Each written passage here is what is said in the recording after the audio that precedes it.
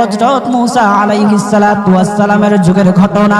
একজন বড় পাপিষ্ঠ ছিল, জীবনে এমন কোন গুনাহ নাই যে গুনাহ সে করে নাই। তার গুনার প্রতি অতিষ্ঠ হইয়া, মানুষ তার গুনার প্রতি অতিষ্ঠ হইয়া, গ্রামের লোকেরা তাকে হাত পা বেঁধে জঙ্গলের মধ্যে ফেলে দিয়ে আসে। জঙ্গলের মধ্যে থাকতে থাকে। কিছুদিন থাকার পর মালাকুল মউত যখন তার সামনে এসে উপস্থিত, এর আগ মুহূর্তে সে বান্দা আল্লাহর কাছে ডেকে ডেকে বলতেছে, ওগো মালিক, তুমি ছাড়া তো আমাদের আর কেউ নাই, তুমি ছাড়া তো আমার আর কেউ নাই।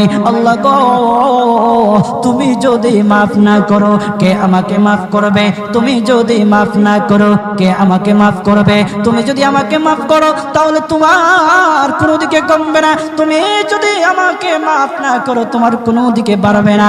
আল্লাহ গো, তুমি আমাকে মাফ করে দাও। সারাটা জীবন অন্যায় কাজ করেছি, সারাটা জীবন নাফরমানি করেছি, আমার কাছে কালেমার দাওয়াত কম আসে নাই, আমার কাছে কালেমার দাওয়াত কম আসে নাই, আমাকে লোকেরা কম বোঝায় নাই। ওগো আল্লাহ, তুমি আমাকে মাফ করে দাও। মাফ না করলে কোথায় যাব, কার কাছে যাব?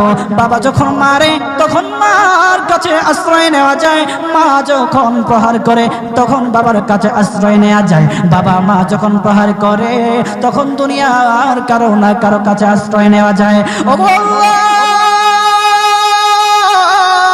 ওগো মালিক, তুমি যদি আমাকে মারো, তুমি যদি আমাকে আযাব দাও, ওগো আল্লাহ, কার কাছে যাব, কার কাছে গিয়া মাফ চাইবো? ওগো আল্লাহ, মেহেরবানি করে মাফ করে দাও।